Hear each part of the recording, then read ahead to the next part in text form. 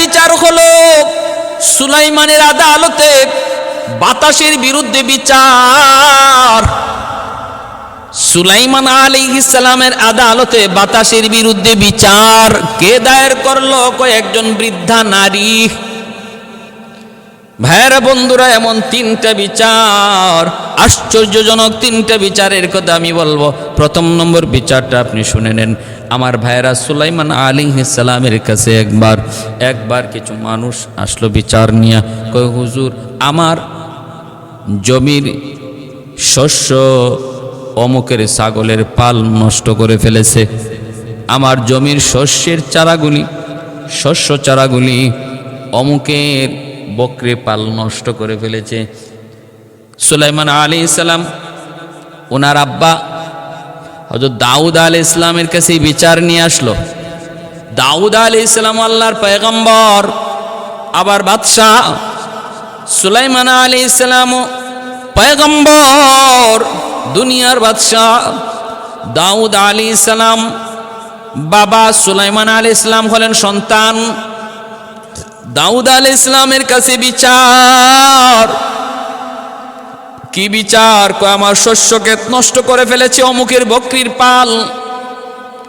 দাউদ আলাইহিস সালাম তদন্ত করলেন, কি পরিমাণ নষ্ট হয়েছে একটু তালাশ করে দেখো। তালাশ করে দেখা হলো, বের করা হলো। কই, যেই পরিমাণ ফসলের নষ্ট হয়েছে, ফসলের ক্ষতি হয়েছে,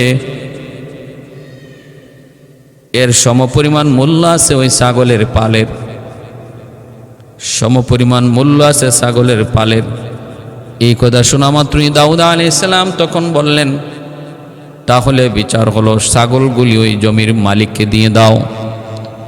জমির মালিককে ছাগলগুলি দিয়ে দাও। দিয়া দিছেন ছাগল। এরপরেই ভাইরা বন্ধুরা, সুলাইমান আলাইহিস সালামের কাছে এরা বিচার নিয়ে যখন বিচার শেষ হওয়ার পর যখন বের হয়ে আসে, সুলাইমান আলাইহিস সালামের সাথে সাক্ষাৎ হয়। তিনি বলতেছেন, কি বিচার? অভিযোগ তোমাদের কি? অভিযোগ হলো এই। কই, বিচার আব্বু কি করেছে? কই, বিচার করেছে আমার ছাগলগুলা ওই জমির মালিককে দিয়ে দেওয়া হয়েছে। সুলাইমান আলাইহিস সালাম তিনি বলেন, না, আমার কাছে এর চেয়ে আরো সুন্দর বিচার আছে, চলো আব্বার কাছে যাই। দাউদ আলাইহিস সালামের কাছে সুলাইমান আলাইহিস সালাম আয়েশা বলেন, বাবা, এর চেয়ে সুন্দর বিচার আমার কাছে আছে। আপনার বিচারটাও সঠিক, শরিয়া আইন মোতাবেক বিন্দু পরিমাণ এর ভিতরে জুলুম হয় নাই, জুলুম আপনি করেনও নাই। তবে আমার বিচারটা এর চেয়ে আরো সুন্দর, আর চেয়ে সুন্দর। কয়, কেমনে একটু বলো তুমি? কয়, সেই পথটা হলো, আগে দেখেন যেই পরিমাণ ফসল নষ্ট হয়েছে, এই ফসলি জমি ছাগল পালের মালিকের কাছে দিয়ে দেওয়া হবে, আর ছাগলগুলি জমির মালিককে দেওয়া হবে। ছাগলগুলি জমির মালিককে দেওয়া হবে, আর জমি দেওয়া হবে ছাগলের মালিকরে। এইবার জমি, ওই ছাগলের মালিক তারা জমি চাষাবাদ করবে। চাষাবাদ করবে কইরা যেই পরিমাণ ফসল ছিল ওই পরিমাণ পর্যন্ত তারা পরিচর্যা করে ফসলটাকে উঠাবে। আর এই দিকে জমির মালিক এতদিন পর্যন্ত ছাগল থেকে তারা ফায়দা নিবে, দুধ পান করবে। ছাগল থেকে ফায়দা যা নিবার তা নিবে এতদিন পর্যন্ত, যতদিন পর্যন্ত তাদের জমির ফসলটা যেই পরিমাণ নষ্ট হয়েছিল, যেই পরিমাণে ওই পরিমাণ হওয়া পর্যন্ত ফসলটা নষ্ট হয়েছিল যেই সময়টাতে, ওই পরিমাণ পর্যন্ত হওয়া ওই ছাগলগুলি তারা উপকার নিবে। যেদিন ফসলটা ওই পর্যায়ে পৌঁছে আসবে, সেদিন জমির মালিক জমিরে দিয়ে দেওয়া হবে, জমির মালিককে জমি দিয়ে দেওয়া হবে, আর ছাগলের মালিককে ছাগল দিয়ে দেওয়া হবে। কত সুন্দর বিচার, মাশাআল্লাহ, কত সুন্দর। এত সুন্দর বিচার ব্যবস্থা শুইনা সুলাইমান আলাইহিস সালাম শুকরিয়া আদায় করলেন, আর বললেন, বাবা, এত সুন্দর বিচার, এত সুন্দর সমাধান তুমি করেছো, আমি আল্লাহর দরবারে শুকরিয়া আদায় করে 2 রাকাত নামাজ আদায় করলাম। ভাইরা বন্ধুরা, এই হলো একটা বিচার, আশ্চর্যের বিচার। আর একটা বিচার হলো ভাইরে, সুলাইমান আলাইহিস সালাম ওনার আব্বা হযরত দাউদ আলাইহিস সালামের কাছে এক মহিলা আসলো। বৃদ্ধা মহিলা এসে বলতেছে, হুজুর, আমার অভিযোগ হলো বাতাসের বিরুদ্ধে। কয় কি অভিযোগ? কয় আমি আটা নিয়ে বাড়িতে আসতেছিলাম, গম পিষা আটা মাথায় নিয়ে বাড়িতে আসতেছিলাম, হঠাৎ করে বাতাস আমার মাথা থেকে সবগুলি আটা উড়ায় নিয়ে গেল। অতএব এবার আমার আটাগুলি বাতাসে নিয়ে গেছে, বাতাসের বিরুদ্ধে বিচার, আমার বিচার আপনি কইরা দেন, বিচার কইরা দেন। দাউদ আলাইহিস সালাম তখন বলতেছেন, বিচার আমি কেমনে করব? বাতাস তো আমার নিয়ন্ত্রণে নয়, বাতাস তো আমার আল্লাহর নিয়ন্ত্রণে। তাহলে বাতাসের বিরুদ্ধে বিচার আমি কেমনে করব? নেও, আমি তোমাকে যেই পরিমাণ ক্ষতি তোমার হয়েছে এর চেয়ে 10 গুণ আটা তোমাকে আমি বাড়াইয়া দিব, নিয়ে যাও। এই কথা বলতে মহিলা খুশি হয়ে গেল। কয় ঠিক আছে। 10 গুণ বেশি আটা পাইয়া মহিলা খুশি হয়ে চলে যাবে। সুলাইমান আলাইহিস সালামের সাথে সাক্ষাৎ। সুলাইমান আলাইহিস সালাম কয়, কি ব্যাপার? কয় ব্যাপার হলো এই, আপনার বাবা দাউদ পয়গম্বর ইনি আমার অভিযোগের বিচার করেন নাই, কিন্তু আমার আটা বাড়াইয়া দিছেন। সুলাইমান আলাইহিস সালাম বলে, তুমি যা বলো, আমি আমার অভিযোগের বিচার চাই, বিচার চাই, আমি আমার অভিযোগের বিচার চাই, বিচার। ভাইরা বন্ধুরা, যখন এই কথা যে বলল, দাউদ আলাইহিস সালাম তখন বলতেছেন, তোমার এই কথা কে শিখাই দিয়েছে? কয় আপনার সন্তান সুলাইমান। সুলাইমান আলাইহিস সালামকে তখন দাউদ আলাইহিস সালাম ডাক দিলেন, বাবা এমনটা তুমি কেন বললা? তুমি নিজেই তো জানো বাতাস আমার তোমার কারো অধীনে নয়, বাতাস হলো আল্লাহর অধীনে। সুলাইমান আলাইহিস সালাম বলেন, বাবা আপনি আল্লাহর পয়গম্বর, শুধু বাদশাহ না। যদি আপনি শুধু বাদশাহ হতেন তাহলে আপনার দ্বারা সেটা বিপদ ছিল, আপনার দ্বারা সেটা অসম্ভব ছিল। আপনি তো আল্লাহর পয়গম্বর, আল্লাহর কাছে চান, আল্লাহ চাইলে বাতাসকে আপনার সামনে আল্লাহ হাজির করে দিবে। ইনি আল্লাহর কাছে চাইলেন, মালিক বাতাসের একটা বিচার করা লাগে, মালিক যে বাতাসটায় তার আটা নিয়ে গেছে ওরা হাজির করে দাও। আল্লাহর হুকুমে বাতাস হাজির হয়ে গেল। এইবার দাউদ আলাইহিস সালাম জিজ্ঞেস করেন, তুমি তার মাথার আটাগুলা কেন নিয়ে গেছো?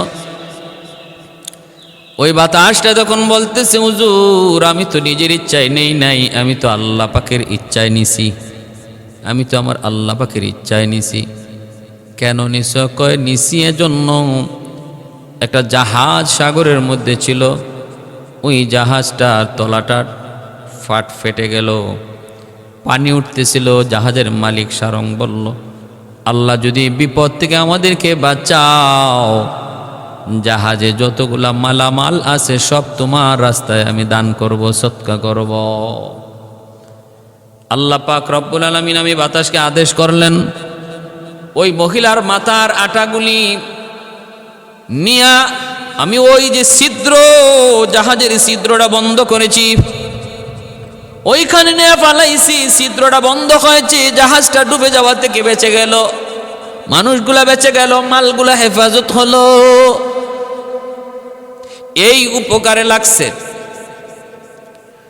আচ্ছা ঠিক আছে, তো বুঝলাম। অল্প দিনের ভিতরে আপনি দেখবেন, কিছুক্ষণের ভিতরে, কিছু সময়ের ভিতরেই জাহাজটা আপনার এলাকায় এসে নোঙ্গর করবে এবং মালামালগুলো আপনার কাছে হস্তান্তর করবে আল্লাহ রাস্তায় দান করার জন্য। তখন আপনি তাকে উপযুক্তটা দিয়ে দিয়েন। দাউদ আলাইহিস সালাম ঠিকই দেখলেন, সময় বেশি লাগে নাই, জাহাজটা নোঙ্গর করলো ওনার এলাকায়, এবং ওই জাহাজের মালিক বলে দিল নবীকে, ও আল্লাহর পয়গম্বর, জাহাজের সবগুলি মাল আমি আল্লাহ রাস্তায় দান করে দিলাম। ওই অর্ধেক মাল আল্লাহর পয়গম্বর দাউদ আলাইহিস সালাম ওই মহিলাকে দিয়ে দিলেন, আর বাকি অর্ধেক মাল তিনি আল্লাহ রাস্তায় দান করলেন। এইবার দাউদ আলাইহিস সালাম জিজ্ঞেস করে, মা গো তুমি কি নেক আমল করেছো?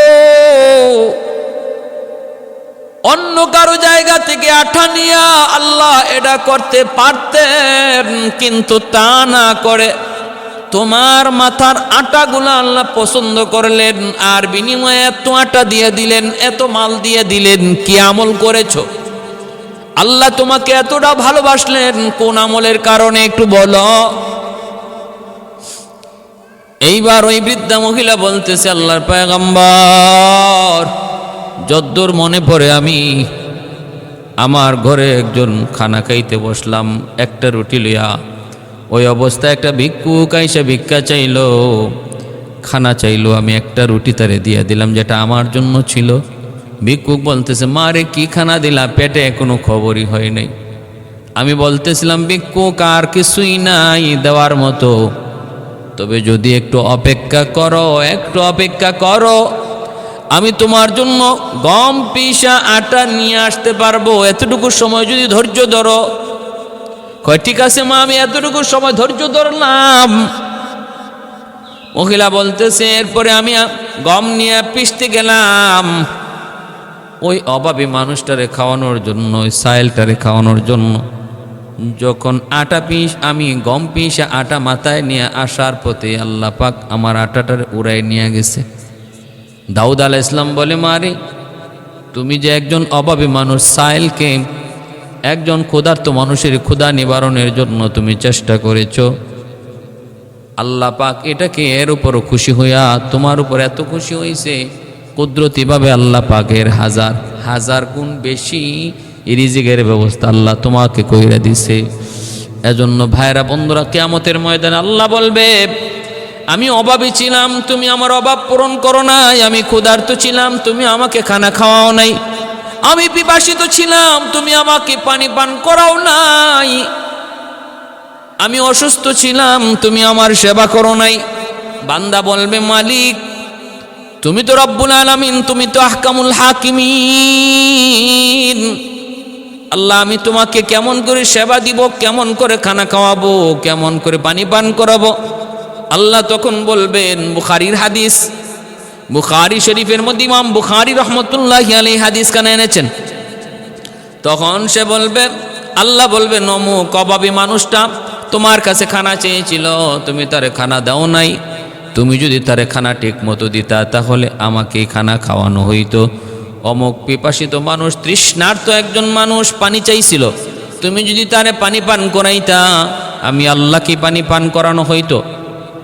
ওই যে অমুক একজন অসুস্থ মানুষ, তুমি যদি ওই অসুস্থ মানুষটার সেবা করতা, আমাকেই সেবা করা হইতো। ভাইরা বন্ধুরা, জন্য আল্লাহ বলে, ওয়া আম্মাস সাইলা ফালা তানহার। আল্লাহ বলে, না না, সাবধান, কোন সাইলকে কখনো কেউ ধমক দিও না, সাইলকে কেউ কখনো ধমক দিও না। আল্লাহ তার হাবিবকে উপদেশ দেয়, বন্ধু সাবধান, কোন সাইলকে কোনোদিন ধমক দেবা না। পারো না সেটা ভিন্ন কথা, বুঝায় শোনায় তারে বিদায় দাও, কিন্তু ধমক দিও না। আম্মা সাইলা ফালা তানহার, ধমক দিবা না, রূঢ় আচরণ করবা না। আল্লাহ নবী ব্যবস্থা করে দিছেন, ছিল না পাঠায় দিছেন। আমার মেয়ে ফাতেমার কাছে যাও, আমার কাছে কিছু নাই, যাও আমার মেয়ে ফাতেমার কাছে যাও, থাকতে পারে। ফাতেমার কাছে আসবে, সাইল কয়, আপনি যে আমারে পাঠাইতেছেন আপনার মেয়ের কাছে একটা সনদ দেন, সনদ। নবী বলে, কি সনদ? কয়, সাহাবী একজন দিয়া দেন, সালমান ফারসি রাদিয়াল্লাহু তাআলা আনহুকে নবী সাথে দিয়ে দিলেন। 350 বছর হায়াত, সাহাবীদের ভিতরে সবচেয়ে বেশি হায়াত পেয়েছেন হযরত সালমান ফারসি রাদিয়াল্লাহু তাআলা আনহু। সবচেয়ে বেশি সাহাবীদের, পুরুষদের মধ্যে আর নারী সাহাবীদের মধ্যে সবচেয়ে বেশি লম্বা হায়াত পেয়েছেন হযরত আসমা বিনতে আবি বকর রাদিয়াল্লাহু তাআলা আনহু। আম্মা জান আয়েশা সিদ্দিকা রাদিয়াল্লাহু তাআলা আনহার বোন আসমা রাদিয়াল্লাহু তাআলা আনহা সাহাবিয়াদের ভিতরে সবচেয়ে বেশি হায়াত পেয়েছেন। আর পুরুষদের মধ্যে লম্বা হায়াত পাইছেন সালমান ফারসি রাদিয়াল্লাহু তাআলা আনহু, এনাকে সাথে দিয়ে দিছেন। ওই সালমান ফারসি রাদিয়াল্লাহু তাআলা আনহু তিনি আয়েশা খাতুনে জান্নাতকে ডাক দিয়ে বলতেছেন, নবী পাঠাইছেন, ঘরে কিছু আসেনি সাইলকে কিছু দেওয়ার মতো। তিনি ঘর তালাশ করে দেখেন, দেওয়ার মতো কিছুই নাই। একটা চাদর ছিল, চাদরখানা দিয়া বলতেছেন, এই চাদরখানা নিয়ে যান, আর চাদরটা ইহুদির বাড়িতে বন্ধক রেখে কিছু ওই সাহেলকে দিয়ে বিদায় করেন। এছাড়া আমার ঘরে দেওয়ার মতো কিছুই নাই। ইহুদির বাড়িতে নিয়ে তিনি চাদরটা দিলেন। চাদরটা দেখে ইহুদি অবাক হয়ে গেল। ইহুদি বলতেছে, সালমান, চাদরটা দেখে আমি চিনে ফেলেছি। এই চাদরটা হলো মুহাম্মদুর রাসূলুল্লাহর মেয়ে ফাতেমার চাদর। ও সালমান, বন্ধক রাখবো পরে, বিনিময় দিব পরে, আগে কালেমা পড়ে মুসলমান বানায় দাও। কারণ আমি তাওরাত কিতাবের মধ্যে পেয়েছি আখিরি জমানার নবীর একটা আলামত। সাহেল তার কাছে সওয়াল করবে, কিছুই থাকবে না, পাঠিয়ে দিবেন মেয়ের বাড়িতে। মেয়ের বাড়িতেও কিছুই নাই। মেয়ে চাদর দিয়া পাঠাবে বন্ধক রাখার জন্য ইহুদির বাড়িতে। আমি এক ইহুদি, চাদরটাও চিনে ফেলেছি। অতএব তাওরাত কিতাবের ওই আলামতটাও আমার পাওয়া হয়ে গেছে। বাকি আর যতগুলি আলামত সব আমি পাইছি, এটাই বাকি ছিল। ও সালমান, দেরি করতে চাই না, তাড়াতাড়ি করে কালেমা পড়ায়া আমাকে নবী দরওয়াজায় নিয়ে যাও। সুবহানাল্লাহ। ওয়াল্লাইলু মিগে জুলফে মুহাম্মদ কাতারান্নুম ওয়াশ-শামসু মির খুসারাই আহমদ কাতারান্নুম ওয়াল-ফজর মে হে সুবহে রিসালত কি বিশারত वल-असर में है दौर नबूवत की बिशारत हर फूल में है रूए मदीना का तबस्सुम शाखों की लचक में बेक़दा का तकल्लुम यासीन से मौला ने कभी उनको पुकारा आमीन कभी और कभी तौसीन इशारा। এজন্য আমার ভাইরা বলতেছিলাম, হযরত দাউদ আলাইহিস সালাম বলতেছে, মারে একজন সায়েলের অভাব পূরণ করার জন্য তুমি যে চেষ্টা করেছো, তদবির করেছো, এই কারণে আল্লাহর কাছে তোমার আমলটা এত পছন্দ হয়েছে, এত পছন্দ হয়েছে। ঠিক আছে, ঠিক আছে, বুঝলাম। এই হলো দ্বিতীয় নম্বর বিচার। 3 নম্বর বিচারটা হলো আমার ভাইয়েরা বন্ধুরা, 3 নম্বর বিচারটা হলো একজন সুন্দরী মহিলা দাউদ আলাইহিস সালামের কাছে বিচার নিয়ে আসলো, হুজুর আল্লাহ আমাকে সুন্দরী করে বানাইছে, রূপ দিছে, সৌন্দর্য দিছে। আল্লাহ আল্লাহ আমাকে রূপ দিছে, সৌন্দর্য দিছে, এটা আমার হাতের কোনো কামাই না, আমার হাতের কোনো কামাই না। আল্লাহর দেওয়া রূপ, আল্লাহর দেওয়া রূপ, আল্লাহর দেওয়া গুণ। আজকে আমার ওই রূপের কারণে আমি বড় বিপদে আছি। মানুষ আমাকে নিয়ে মন্দ করে, মন্দ কথা বলে, কেউ প্রিজিং করে, আমাকে নিয়ে বিভিন্ন ধরনের চিন্তা, কুচিন্তা, খারাপ চিন্তা করে। এখন আমি কি করব? মানুষের অস্থির বানায় ফেলতেছে, মানুষ আমাকে অস্থির বানায় ফেলতেছে, মানুষ আমাকে অস্থির বানায় ফেলতেছে। হুজুর আপনার কাছে আবদার। আমি কাজীর কাছে বিচার নিয়ে গেছিলাম। কাজী কি বিচার করবে? সেও আমার রূপ দেখে পাগল হয়ে গেল। আমার রূপ দেখে পাগল হইয়া কাজীও আমাকে বিয়ের প্রস্তাব দিয়ে বসছে। আমি কাজীকে বসলাম, কাজীকে বললাম, না না, আমি তোমার কাছে বিয়ে বসতে রাজি না, বিয়ে বসতে রাজি না। এই কাজীর বিরুদ্ধে অভিযোগ দিলাম আরেক কাজীর কাছে। ওই আরেক কাজী সে এইটার বিচার কি করবে? সেও দেখা যায় আমার রূপে পাগল হইয়া আমাকে বিয়ে করার জন্য পাগল প্রস্তাব দিয়া বসছে। আমি বললাম না না, দরকার নাই, বিয়ের আমার সময় হয় নাই, আমি বিয়ে বসবো না। পছন্দ হয় না আমার পছন্দ মতো স্বামী আমি নিজে পছন্দ করব। ভাইয়েরা বন্ধুরা, 3 নম্বর কাজীর কাছে গেলাম। 3 নম্বর কাজীও আমাকে নিয়ে এই চিন্তাই করে। বেড়া দিলাম ফসল বাঁচানোর জন্য, দেখা যায় বেড়ায় ফসল খেয়ে ফেলে। আমাদের সমাজে এমন আসেনি না নাই? আসেনি না নাই? অভাব নাই, অভাব। যে বিচার করবে, যে বিচার করবে, যে অপরাধের বিচার করবে, সেই সবচেয়ে বড় অপরাধী। যে চুরির বিচার করবে, সেই সবচেয়ে বড় চুর। যে সন্ত্রাসীর বিচার করবে, সেই সবচেয়ে বড় সন্ত্রাসী। যে ডাকাতির বিচার করবে, সেই সবচেয়ে বড় ডাকাত, সবচেয়ে বড় ডাকাত। যে জুলুমের বিচার করবে, সেই সবচেয়ে বড় জালেম। এমন আসেনি না নাই? যেই সমাজের চিত্র এমন, এই সমাজ থেকে কেমন করে ইনসাফ আশা করা যায়? কেমন করে ইনসাফ আশা করা যায়? মনে রাখবা, যেই সমাজের মধ্যে ইনসাফ নাই, শুধু জুলুম আর জুলুম, ওই সমাজের মধ্যে কোনোদিন আল্লাহর পক্ষ থেকে রহমত আসবে না, শুধু গজব আর গজব আসবে। গজব আর গজব, করোনা যাবে, বড় করোনা আসবে, মহামারী যাবে, বড় মহামারী আবার আসবে। এটা মানুষের হাতের কামাই, মানুষের হাতের কামাই। জহারাল ফাসাদু ফিল বাররি ওয়াল বাহরি বিমা কাসাবাত আইদিন নাস। আল্লাহ পাক রব্বুল আলামিন কয়, স্থল আর জলের মধ্যে, জলে স্থলে যত বিপর্যয়, সব কিছু কিন্তু তোমাদের হাতের কামাই, হাতের কামাই, হাতের কামাই। এজন্য ভাইয়েরা বন্ধুরা, সমাজ থেকে জুলুম দূর করো, জুলুম দূর করো। জুলুম আল্লাহ পছন্দ করে না। আল্লাহ পাক যেই সমাজে জুলুম হয়, এই সমাজের উপর আল্লাহ পাকের গজব নেমে আসে, গজব। ভাইয়েরা বন্ধুরা, জন্য বলতেছিলাম, মুসা আলাইহিস সালামের কাছে মানুষজন আইসা নালিশ করলো, হুজুর এলাকায় বৃষ্টি নাই, রহমতের বৃষ্টি নাই, একদম সব কিছু ফেটে চৌচির হয়ে গেছে, শস্য নাই, অভাব দুর্ভিক্ষ চলছে, খানা খাদ্য তো দূরের কথা, মানুষ মানুষে খাইব, মানুষ মানুষের ডরে পাহাড়ে গিয়ে আশ্রয় নিছে, হুজুর একটু দোয়া করেন। আল্লাহ পাক মুসা, আগে ওদেরকে বলো জুলুম বন্ধ করতো, জুলুম বন্ধ করতে বলো। জুলুম বন্ধ না করলে মানুষ মানুষকে খাবে, মানুষ মানুষের রক্ত খাবে। এই জুলুম বন্ধ না করা পর্যন্ত কোনোদিন আমি আল্লাহর পক্ষ থেকে গজব যাবে না, গজব যাবে না। এজন্য আমাদের সমাজের সমাজপতিদেরকে বলবো, আমার ভাইয়েরা বন্ধুরা, যদি দেশ বাঁচাতে চাও, জাতি বাঁচাতে চাও, নিজে বাঁচতে চাও, জুলুম বন্ধ করো, ইনসাফের সমাজ কায়েম করো, ইনসাফের সমাজ কায়েম করো। ওই মহিলা ইনসাফ পায় না, বিচার পায় না, যেখানে যায় সেখানে জুলুমের শিকার, যেখানে যায় সেখানেই জুলুমের শিকার। কাজী তিনটার কাছে গেছে, তিনটাই জুলুম করেছে। এইবার সে বিয়ে তো বসে না, কারো কাছে গিয়ে বিচার পায় না, এখন নীরব হয়ে গেছে, যাবে কার কাছে? উল্টা ওই কাজীরা, ওই তিনও কাজী যায়া দাউদ আলাইহিস সালামের কাছে বিচার দেয়, খলিফার কাছে বিচার দেয়, রাষ্ট্রপ্রধানের কাছে বিচার দেয়, কয় অমুক এলাকার এক মহিলা খুব সুন্দরী, কারো কাছে বিয়ে বসে না।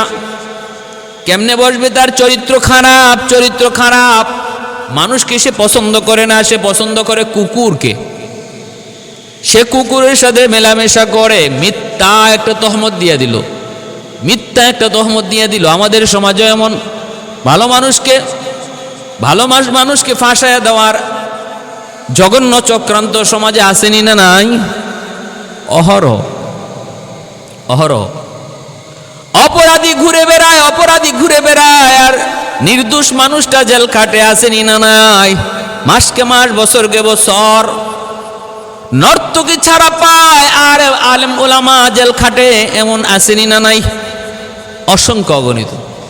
মদকুর বক ফুলায় হাঁটে, খুনি বুক ফুলায় হাঁটে, আর নবীর নায়েবে রসুল ওলামায়ে কেরাম, আবার শুধু ওলামায়ে কেরাম না, নির্দোষ সাধারণ মানুষ দোষ করে নাই, অথচ দোষী হয়ে জেলখানায়, জেল খেলগায় মাসকে মাস, বছরকে বছর।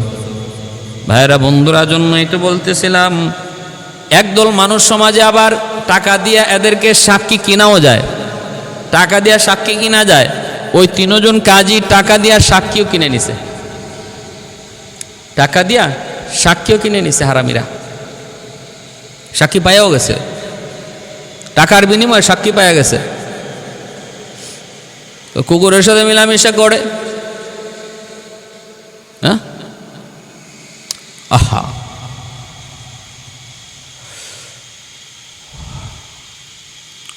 ভাইয়েরা আমার, পাকিস্তানের আদালতে এমন একটা মামলা ছিল, কয়েক বছর আগে আমি পত্রিকায় পড়েছি। পাকিস্তানের আদালতে মামলাটা ছিল, এক জজ সাহেবের কাছে এক মহিলার বিরুদ্ধে এরকম বিচার আসছে। কি বিচার? মহিলা কুকুরের সাথে জিনা করে। জজ সাহেব এনে পড়ছে বিপদে, মহিলা অস্বীকার করে, মহিলা অস্বীকার করে। জজ সাহেব পড়ছে এটা নিয়ে চরম বিপদে। যে এই মামলার রায় সে কী দিবে? মহিলা দোষী না নির্দোষ কেমনে প্রমাণ করবে? জজ সাহেবের বউ কয়, কী ব্যাপার এত টেনশন দেখাইতেছে? বলে টেনশন করবো না, ঘটনা তো জটিল, এক মামলা আসছে। কি কয়? ঘটনা হলো এই, মামলা হলো এই। তো জজ সাহেবের বউ কয়, ঠিক আছে আমার কাছে পাঠাও, আমি প্রমাণ করতে পারবো। ওই মহিলাকে জজ সাহেবের বউর কাছে আনা হয়েছে। সে তারে পরীক্ষা করছে, পরীক্ষা করিয়া নাভির নিচে কুকুরের পায়ের নখের আঁচড় পাইছে। জজ সাহেবের বউ জানাই দিছে যে হ্যাঁ সত্যি সে কুকুরের সাথে মিলামেশা করে। জজ সাহেব রায় দিয়ে দিছে আদালতে, মহিলা দোষী, সে কুকুরের সাথে প্রমাণিত হয়েছে সে কুকুরের সাথে মেলামেশা করে। কেমনে? কয় আমার বেবি সাহেব প্রমাণ করেছে। এমনি ওই মহিলা কয়ে উঠছে, মাননীয় আদালত, আমিও আজকে এই কথা বলে দিলাম, আমি যেমন কুকুরের সাথে অপকর্ম করেছি, আপনার স্ত্রীও 100% কুকুরের সাথে অন্যায় করে, জিনা করে। কারণ যে কুকুরের সাথে জিনা করে সেই শুধু এটা জানে, আর নতুবা কেউ জানে না, আর চেক করে এটা পাবেও না। আপনি আপনার স্ত্রীর নাভির নিচে কুকুরের আঁচড় পাবেন। জজ সত্যি তার স্ত্রীর নাভির নিচেও কুকুরের আঁচড় পাইছে। নাউজুবিল্লাহি মিন যালিক। এটা ইউরোপীয় কালচার, কুকুর পালা, কুকুরের সাথে বন্ধুত্ব করা, হাইওয়ানের সাথে বন্ধুত্ব করা, ইউরোপীয় কালচার। মানুষ নয়, জানোয়ার। মানুষের রুচি নয়, হাইওয়ানের রুচি। আল্লাহ বলেন, ওয়ালাকাদ যারানা লিজাহান্নামা কাসীরাম মিনাল জিন্নি ওয়াল ইনস লাহুম কুলুবুল লা ইয়াফকাহুনা বিহা ওয়া লাহুম আ'য়ুনুল লা ইউবসিরুনা বিহা ওয়া লাহুম আযানুল লা ইয়াসমাউনা বিহা উলাইকা কাল আনআম বাল হুম আদাল উলাইকা হুমুল খাসিরুন। আমি আল্লাহ মানুষ এবং জিন জাতি থেকে কিছু মানুষ আর জিনকে শুধু জাহান্নামের জন্য সৃষ্টি করেছি। চোখ দিয়েছি, অথচ চোখ দিয়ে ওদের চোখ নাই। কান দিয়েছি, কান দিয়েও যেন কান নাই। হৃদয় দিয়েছি, হৃদয় দিয়েও যেন এদের হৃদয় নাই। কারণ আমি আল্লাহ কান দিছি যে জন্য, এই জন্য কানকে ব্যয় করে না। চোখ দিছি যে জন্য, এই জন্য চোখকে ব্যয় করে না। হৃদয় দিছি যে জন্য, এই কাজে হৃদয়কে ব্যয় করে না। উলাইকা কাল আনআম, এরা চতুষ্পদ জন্তুর মতো। আনআম মানে চতুষ্পদ জন্তু। আল্লাহ বলেন এরা উলাইকা কাল আনআম, চতুষ্পদ জন্তুর মতো। এতটুকু বলি আল্লাহ ক্ষান্ত হন নাই, বলেন বাল হুম আদাল, বরং এর চেয়েও আরও বেশি নিকৃষ্ট, এর চেয়েও আরও বেশি নিকৃষ্ট। অতএব ভাইয়েরা, বন্ধুরা, মনে রাখবেন, ওই মহিলার বিরুদ্ধেও ওই 3 জন কাজী এমন একটা অভিযোগ দেওয়া বসলো যে হুজুর ওই মহিলা কুকুরের সাথে ব্যভিচার করে। সাক্ষী কয় যে সাক্ষী 3 জন সাক্ষী হাজির করছে, ওই টাকা কিনা সাক্ষী। আপনি হাইকোর্টে গেলে, জজ কোর্টে গেলে দেখবেন নগদে পয়সা দিয়ে আপনি সাক্ষী পাইবেন। নগদ মামলাতে সাক্ষী চাইবেন, সাক্ষী ওখানে খাড়াই দিছে, সাক্ষী খাড়ানো আছে।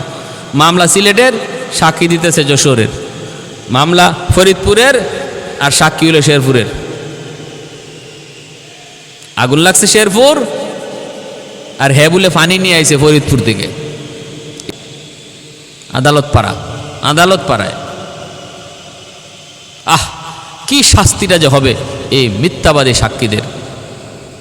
শাহাদাতুজ জুর, আল্লাহ নবী তার হাদিসে বলছেন এরা কঠিন থেকে কঠিন শাস্তির মুখে পড়বে কিয়ামতের ময়দানে। এমন মানুষ বুঝি এমন পথেও টাকা কামাই করে, একটা মিথ্যা সাক্ষীর দ্বারা একটা নির্দোষ মানুষকে সারা জীবনের জন্য কারাগারে আবদ্ধ করে দেওয়া।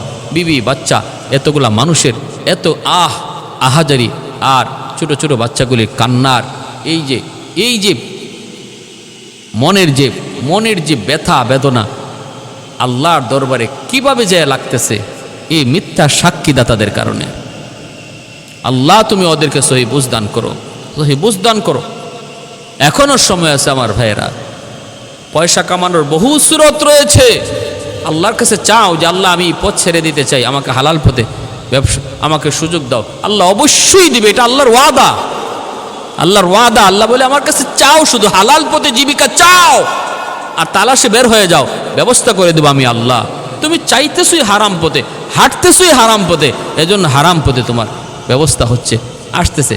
আল্লাহ পাক রব্বুল আলামিন বলেন, হাদিস শরীফে নবী বলেন, মানুষ যেই লাইন দিয়ে রিজিক চায় আল্লাহ ওই লাইন দিয়েই তার রিজিকের ব্যবস্থা করে দেয়। আমার চাওয়াটা হলো মেইন ফ্যাক্টর, আমি কোন লাইনে চাই আল্লাহ ওই লাইনেই তার রিজিকের ব্যবস্থা দেয়। কেউ সম্মানজনকভাবে রিজিক চায়, আল্লাহ তার সম্মানজনকভাবেই রিজিকের ব্যবস্থা করে। আর কেউ অপমানজনকভাবে রিজিক চায়, আল্লাহ তার অপমানজনকভাবেই রিজিকের ব্যবস্থা করে। কেউ হালাল পথে চায়, আল্লাহ তার হালাল পথে দেয়। কেউ হারাম পথে চায়, আল্লাহ তার হারাম পথে দেয়। তাহলে বিষয় হলো আমার আপনার চাওয়ার। এখন আমি কোন লাইনে চাবো এটা আমার বিষয়। ভাইয়েরা বন্ধুরা, দাউদ আলাইহিস সালাম তো বিচারের রায় দিয়ে দিলেন মহিলার বিপক্ষে, মহিলার বিপক্ষে রায় দিয়া দিলেন। সুলাইমান আলাইহিস সালাম তিনি সন্দেহের মধ্যে পড়ে গেলেন, বাবাকে বলতেছেন, বাবা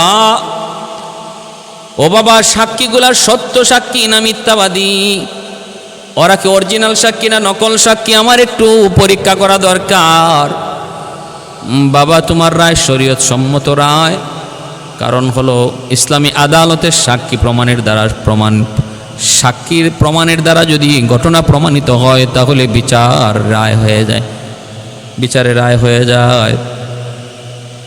এখানে সাক্ষীর দ্বারা প্রমাণিত হয়ে গেছে, যেমন আল্লাহর নবীর কাছে এরকম সাক্ষীর দ্বারা প্রমাণ হয়ে গেছিল যে আবু বকর সিদ্দিক ইহুদিকে একটা চর মারছেন। আল্লাহর নবীকে গালি দেওয়ার কারণে ইহুদির গালে চর মারছেন, কিন্তু ইহুদি আল্লাহ নবীর কাছে অস্বীকার করে, কয় না আমি আপনাকে গালি দেই নাই, আবু বকর আমার এমনি মারছে। আবু বকর সিদ্দিক বলেন, না না আমি এমনি মারি নাই, আপনারে গালি দিছে গো নবী, এজন্য মারছি। আল্লাহ নবী বলেন, আবু বকর তোমার দাবির সপক্ষে সাক্ষী আনো, কিন্তু তুমি যে তারে মারছো গালি সাক্ষী, গালি সাক্ষী, গালের মধ্যে এখনই দাগ বসে আছে।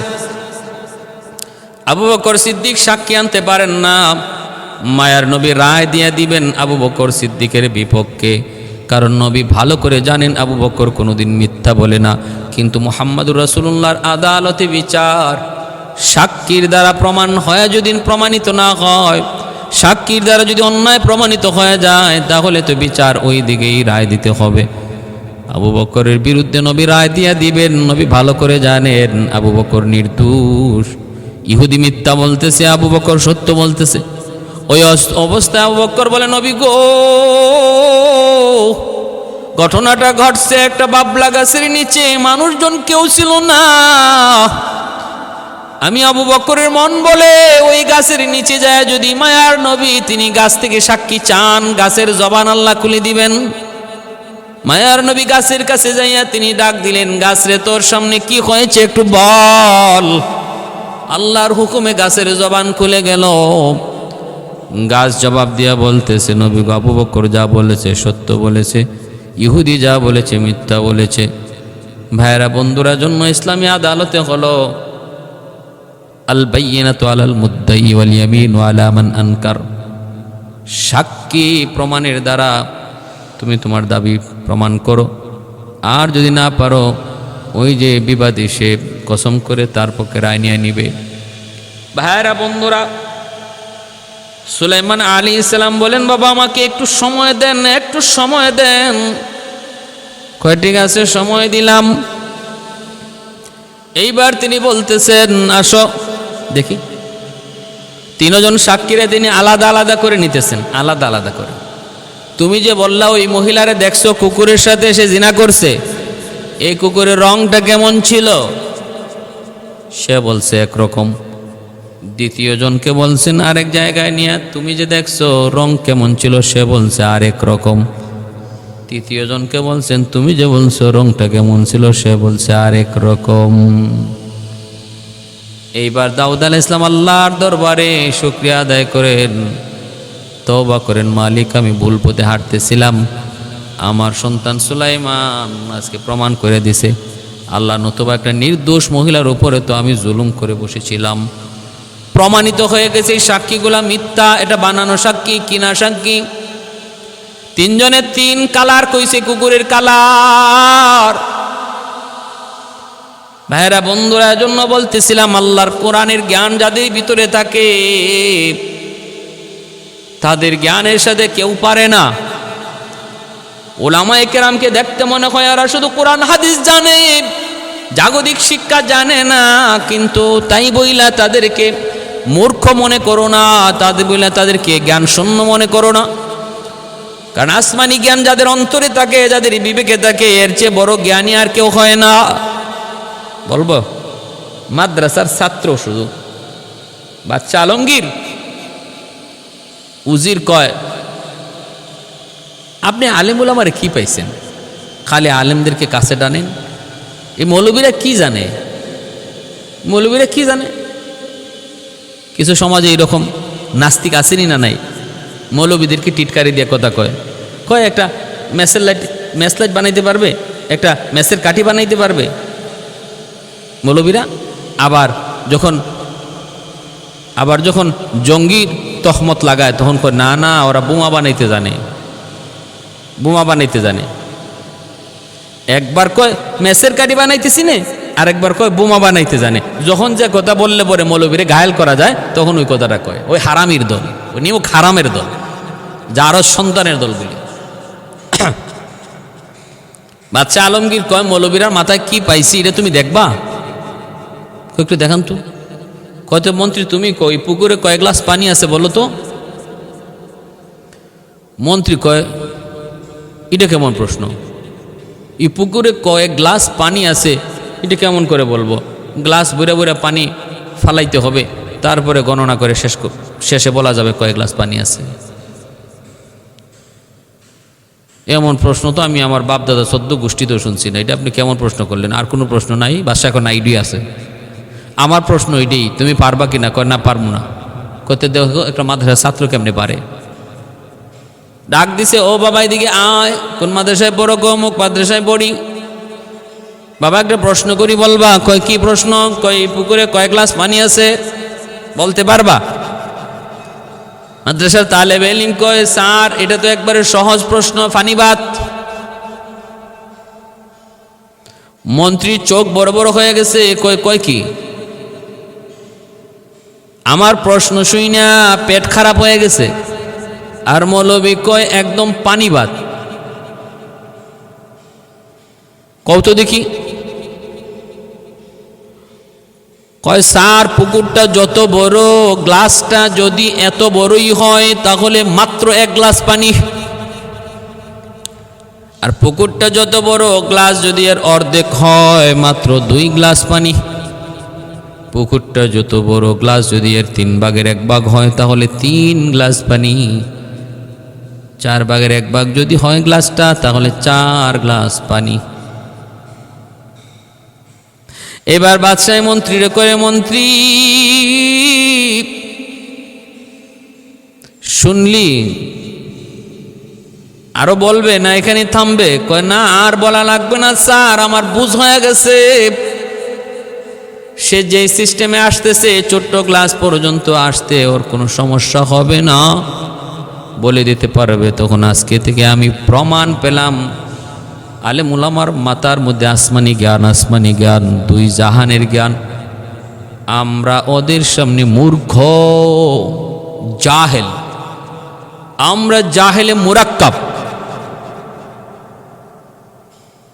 আলেমদের মাথায় অনেক জ্ঞান।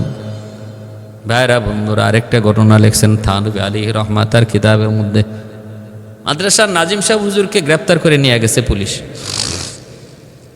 গ্রেপ্তার করে নিয়ে গেছে। বড় হুজুর গিয়ে হাজির জজ সাহেবের সামনে, নাজিম সাহেব হুজুরের পক্ষে। উকিল কয় মাননীয় আদালত, হুজুর মুজুর দিয়া এই আদালতে কোনো আর্গুমেন্ট চলবে না, শুনানি চলবে না, উকিল ধরতে বলেন। বড় হুজুর বলতেছে, স্যার আমরা বড় গরিব, উকিল ধরার মতো সামর্থ্য নাই। আমার নাজিম সাহেব হুজুরের পক্ষে আমি কথা বলতে চাই, একটু সুযোগ দিবেননি? প্রতিপক্ষ উকিল কয়, না না না না, সম্ভবই না স্যার। হুজুর কি বলবে? এখানে বলতে হইলে এইরকম বোরকা লাগাইতে হয়, তারপরে কুটমুট লাগাইতে হয়, তারপরে মাননীয় আদালত, ইয়োর অনার, মাই লর্ড, কত কথা বলতে হয়, এগুলা মেসাব হুজুর কোত্থেকে বলবে? টাই নাই, টুই নাই, বুরকা নাই, উনি আইসে এখানে কথা কেউ মাননীয় আদালত কুইয়া ডাকই দিতে পারবো না আপনারে। মাই লর্ড কোয়া চিনবই না, লর্ড কি জিনিস চিনি নাকি? হুজুর বলতেছেন না মাননীয় আদালত আমি একটু সময় চাই, আমি আমার মক্কেলের পক্ষে লড়বো। তখন মাননীয় আদালত তিনি একটু সদয় কইরা অনুমতি দিয়ে দিছে, ঠিক আছে আপনি কথা বলেন। তো এমনি উকিল কয় মাননীয় আদালত আমি বুঝছি আপনি তার অনুমতি দিয়ে দিবেন, তো আমার কিছু কথা আছে। আমার কিছু কথা হইল, হুজুররা তো কারণ ওরা মানুষের দিল নরম করা খুব ভালো চিনে, এই বাপমার কথা কইয়া, জান্নাত জাহান্নামের কথা কইয়া, কবরের কথা কইয়া দিব একটু কাইন্দিয়া, আপনিও দিবেন কাইন্দিয়া। যখন আপনার দিল নরম হয়ে যাইব, মামলা রায় দিবেন কিতা, আপনি কান্দার চোটে রায় দিলাইবেন হুজুরের পক্ষে। অতএব মাননীয় আদালত, এই আদালতে হুজুরের লম্বা কথা কওয়ার কোনো সুযোগ নাই। এরকম কবরের কথা আর এরকম এই বাপমার কথা তুললিয়া আলোচনা করার কোনো সুযোগ এখানে দেওয়া যাবে না। খুব সংক্ষেপে বলতে হইব কথা, সংক্ষেপে কথাগুলো বলতে হইব। আমি শুধু ওনাকে হ্যাঁ অথবা না এই কথাটা জিজ্ঞেস করব, কয়েকটা প্রশ্ন করব, এই প্রশ্নের জবাব উনি দিবে, আর এই প্রশ্নের জবাবটা উনি হ্যাঁ অথবা না কইয়া দিবে। এটা যদি রাজি হয় তাহলে আমি রাজি আছি। তখন আদালত জিজ্ঞাসা, হ্যাঁ উকিল সাহেব আপনারা হান আর কইয়া জবাব দেওয়ার জন্য কিছু প্রশ্ন করবে, প্রশ্নের উত্তরটা আপনি হ্যাঁ অথবা না কইয়া জবাব দিবেন, এর বাইরে কিছু বলতে পারবেন না, পারবেন এটা? তখন হুজুর বলে, এটা কেমন কথা যে আমি শুধু হ্যাঁ অথবা না কইয়া জবাব দিব? এমনও তো কথা থাকতে পারে যে কথাটা হাও কওয়া যায় না, নাও কওয়া যায় না। উকিল এখন না দুনিয়ায় এমন কোনো কথাই নেই যে কথা হ্যাঁ অথবা না কইয়া কওয়া যায় না, মাঝখানে কোনো কথা নেই। আপনি এই যদি পারেন তাইলে পড়েন, নাইলে আপনার কথা এখানে শোনা যাবে না। তখন হুজুরের কথা, ঠিক আছে আপনি যে বললেন পৃথিবীতে এমন কোনো কথা নাই যে কথা হ্যাঁ অথবা না কইয়া দেওয়া যায় না, আমি আপনার একটা কথা জিজ্ঞেস করব, একটা প্রশ্ন করব, আপনি হ্যাঁ অথবা না কইয়া জবাব দিয়েন তো, পারবেন? হ্যাঁ 100% পারবো। আপনি যে কোনো প্রশ্ন করেন, আমি হ বলবো অথবা ন বলবো, শেষ কত। ঠিক আছে মাননীয় আদালত আপনারা শুনবেন, আমি একটা প্রশ্ন করি, আপনি হ্যাঁ অথবা না কইয়া জবাব দিয়েন, দেখি কোন কি প্রশ্ন করেন। প্রশ্ন হইল, আপনার বাবার একটা অভ্যাস ছিল মানুষের মসজিদে ঢুকে জুতা চুরি করা। আপনার বাবার জুতা চুরি করার অভ্যাস ছিল, এই অভ্যাসটা এখনো আছে না নাই? হ্যাঁ অথবা না কইয়া জবাব দিবেন, হ্যাঁ অথবা না কইয়া জবাব দিবেন।